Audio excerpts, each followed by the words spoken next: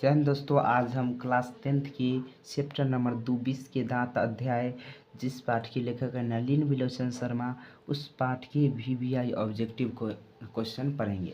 तो चलिए डायरेक्ट आते हैं अपने टॉपिक पर। यहाँ पर देखिए 1 नंबर क्वेश्चन लिखा हुआ है, किसके अनुसार। पिछले क्लास में हम लेखक परिचय पढ़ चुके हैं। यदि कोई व्यक्ति नहीं देखे होंगे तो आप जाकर के इससे पिछला वीडियो देख लीजिए, जिसमें आपको लिखा होगा मतलब 20 के दांत पाठ के परिचय।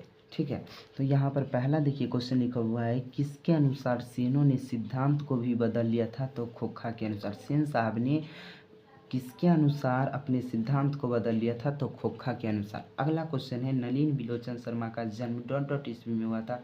तो 18 फरवरी 1916 ईस्वी में हुआ था। ठीक है, देखिए अगला क्वेश्चन है, खोखा के दांत किसने तोड़े थे। तो मदन ने तोड़े थे। अगला क्वेश्चन है, सेन साहब की कार की कीमत है। तो 7,500 रुपया था। अगला क्वेश्चन है, 20 के दांत पाठ की विधा कौन सा है। तो 20 के दांत पाठ की विधा है कहानी। अगला क्वेश्चन है, सेन साहब की आंखों का तारा है। तो सेन साहब की आंखों का तारा खोखा है। कहता है मोटर को कोई खतरा हो सकता है। तो डॉट डॉट से। तो किससे हो सकता था। तो खोखा से हो सकता था। अगला क्वेश्चन है, 20 के दांत कहानी के रचयिता कौन है। तो यहाँ पर देखिए 20 के दांत कहानी के रचयिता नलिन विलोचन शर्मा है। अगला क्वेश्चन है, सीमा रजनी आलो सोफाली आरती पांचों किसकी बहन थी। तो बहन अगर पूछा जाए तो खोखा की, और यदि पुत्रिया पूछा जाए तो सेन साहब की बतलाना। ठीक है, अगला क्वेश्चन है, मैं तो खोखा को इंजीनियर बनाने जा रहा हूँ, यह कथन किसका था। तो ऐसा सेन साहब ने बोले थे। अगला क्वेश्चन, अरे रुक जाइए, यहाँ पर लिखा हुआ है, मैं तो खोखा को इंजीनियर बनाने जा रहा हूँ, यह कथन किसका था। तो सेन साहब के था। अगला क्वेश्चन है, 20 के दांत शीर्षक पाठ की विधा है। तो 20 के दांत शीर्षक पाठ की विधा कौन सा है। तो कहानी है। अगला क्वेश्चन है, नलिन विलोचन शर्मा द्वारा लिखित कहानी निम्न में कौन है। तो 20 के दांत है। अगला क्वेश्चन है, मदन के लिए क्या खाना मामूली बात था। तो मदन के लिए मार खाना मामूली बात था।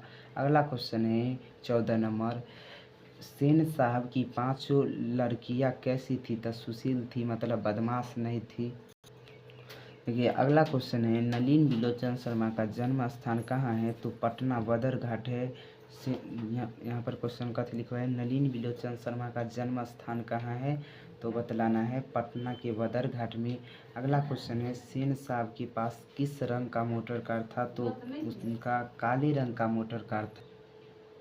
देखिए लिखा हुआ है ना, सेन साहब के पास किस रंग का मोटर कार था। तो काले रंग का था। अगला क्वेश्चन है, सेन साहब मतलब लिखा हुआ है, 20 के दांत शीर्षक पाठ किस कहानी संग्रह से लिया गया है। तो 20 के दांत तथा अन्य कहानी संग्रह से।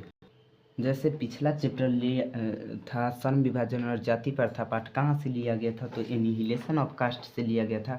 ठीक उसी तरह ये क्वेश्चन है, 20 के दांत शीर्षक पाठ किस कहानी संग्रह से लिया गया था। आपको बतलाना है 20 के दांत तथा अन्य कहानियाँ से। अगला क्वेश्चन है, नलिन विलोचन शर्मा की माता का क्या नाम था। तो नलिन विलोचन शर्मा की माता का नाम था रत्नावती शर्मा। अगला क्वेश्चन है, मदन किसका बेटा था। तो मदन, देखिए लिखा हुआ है, मदन किसका बेटा था। तो मदन गिरधर लाल का बेटा था। अगला क्वेश्चन है, सेन साहब की कितनी लड़कियां हैं। तो सेन साहब की 5 लड़कियां और एक पुत्र था, जिसका नाम क्या था। तो पुत्र का नाम था खोखा, या उसी को कासू भी बोला जाता था। जबकि उनके 5 पुत्रियां थी, तब पांचों का नाम था क्या था, सीमा रजनी आलो सोफाली आरती। ठीक है, अगला क्वेश्चन है, नलिन विलोचन शर्मा के अनुसार महल और झोपड़ी वाले की लड़ाई में अक्सर कौन जीतते हैं। तो देखिए महल वाले और झोपड़ी वाले की लड़ाई में अक्सर महल वाले जीतते हैं। कौन जीतते हैं, महल वाले। अगला क्वेश्चन है, या तो क्वेश्चन पूछा जाएगा कि महल वाले और झोपड़ी वाले की लड़ाई में अक्सर महल वाले जीते, ये पंक्ति किस पाठ की है। तो आपको बतलाना है 20 के दांत की।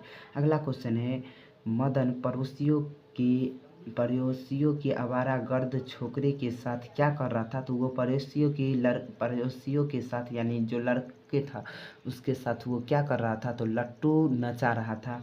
अगला क्वेश्चन है, रस्क शब्द का अर्थ क्या होता है। तो रस्क शब्द का अर्थ होता है ईर्ष्या, मतलब झगड़ा, मतलब द्वेष एक दूसरे से।